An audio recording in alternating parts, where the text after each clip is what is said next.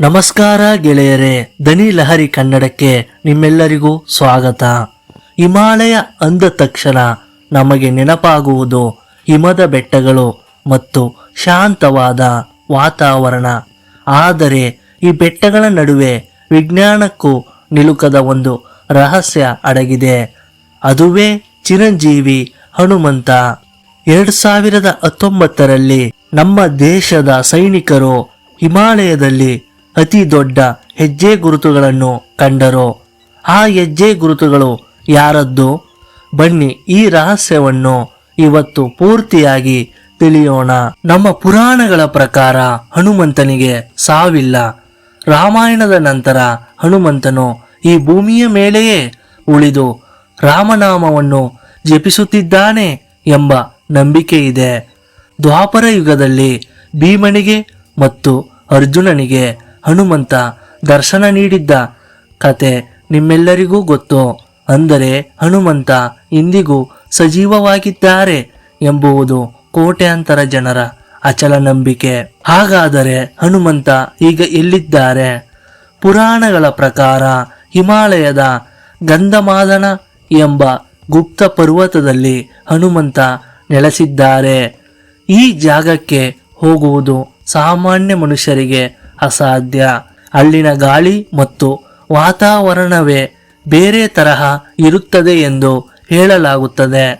ಅಲ್ಲಿ ಹೋದ ಕೆಲವರಿಗೆ ವಿಚಿತ್ರವಾದ ದಿವ್ಯ ಶಕ್ತಿಯ ಅನುಭವವಾಗಿದೆ.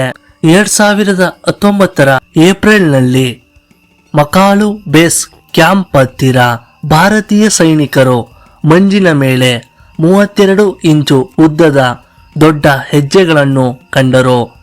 ಒಬ್ಬ ಸಾಮಾನ್ಯ ಮನುಷ್ಯನ ಹೆಜ್ಜೆ ಕೇವಲ 10 ಇಂಚು ಇರುತ್ತದೆ. ಆದರೆ ಇದು 3 ಪಟ್ಟು ದೊಡ್ಡದಾಗಿತ್ತು.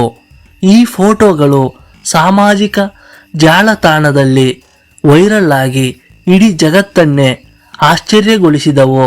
ಕಾಲ್ನಡಿಗೆಯಲ್ಲಿ ಬೆಟ್ಟ ಹತ್ತುವ ಸಾಹಸಿಗಳು. ಇವರು ಹಿಮಾಲಯದ ಒಳಭಾಗಕ್ಕೆ ಹೋದಾಗ ಅನೇಕ ವಿಚಿತ್ರಗಳನ್ನು ಕಂಡಿದ್ದಾರೆ. ರಾತ್ರಿ ವೇಳೆ ದೊಡ್ಡ ಕಿರುಚಾಟ ಕೇಳುವುದು, ಮಂಜಿನ ಮೇಲೆ ಯಾರೋ ನಡೆದಾಡಿದ ಶಬ್ದ ಕೇಳುವುದು ಇವರಿಗೆ ಹೊಸತಲ್ಲ. ಸ್ಥಳೀಯರು ಈ ವಿಚಿತ್ರ ಜೀವಿಯನ್ನು ಯತಿ ಅಥವಾ ಹಿಮಮಾನವ ಎಂದು ಕರೆಯುತ್ತಾರೆ. ಇದು ಮನುಷ್ಯನ ತರಹವೇ 2 ಕಾಲಲ್ಲಿ ನಡೆಯುತ್ತದೆ. ಆದರೆ ಬೆಟ್ಟದಷ್ಟು ಎತ್ತರ ಇರುತ್ತದೆ. ಇದರ ಮೈ ತುಂಬ ದಪ್ಪವಾದ ಕೂದಲು ಇರುತ್ತದೆ.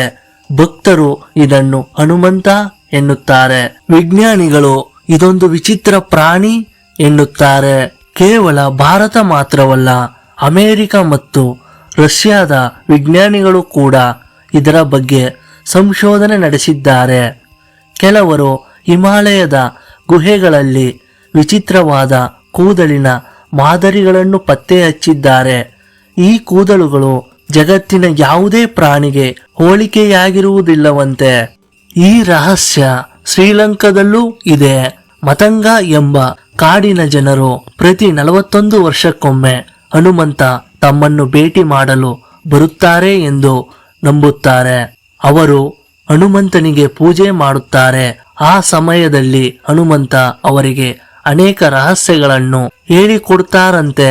ಹನುಮಂತನಿಗೆ ಅತಿ ಸಣ್ಣದಾಗುವ ಮತ್ತು ಅತಿ ದೊಡ್ಡದಾಗುವ ಶಕ್ತಿ ಇತ್ತು. ಇದನ್ನು ವಿಜ್ಞಾನದಲ್ಲಿ ಕ್ವಾಂಟಮ್ ಫಿಸಿಕ್ಸ್ ಎಂದು ಕರೆಯಬಹುದು. ಇಂದಿನ ವಿಜ್ಞಾನಿಗಳು ಕಣಗಳು ಹೇಗೆ ರೂಪ ಬದಲಿಸುತ್ತವೆ ಎಂದು ಈಗ ಸಂಶೋಧನೆ ಮಾಡುತ್ತಿದ್ದಾರೆ. ಆದರೆ ನಮ್ಮ ಪುರಾಣಗಳು ಸಾವಿರಾರು ವರ್ಷಗಳ ಹಿಂದೆಯೇ ಈ ಬಗ್ಗೆ ಹೇಳಿವೆ. ವಿಜ್ಞಾನಿಗಳು ಕೆಲವು ಹೆಜ್ಜೆಗಳನ್ನು ನೋಡಿ ಇವುಗಳು ಹಿಮಕರಡಿಯ ಹೆಜ್ಜೆಗಳು ಎನ್ನುತ್ತಾರೆ. ಮಂಜು ಕರಗಿದಾಗ ಹೆಜ್ಜೆಗಳು ದೊಡ್ಡದಾಗಿ ಕಾಣುತ್ತವೆ ಎಂಬುದು ಅವರ ವಾದ.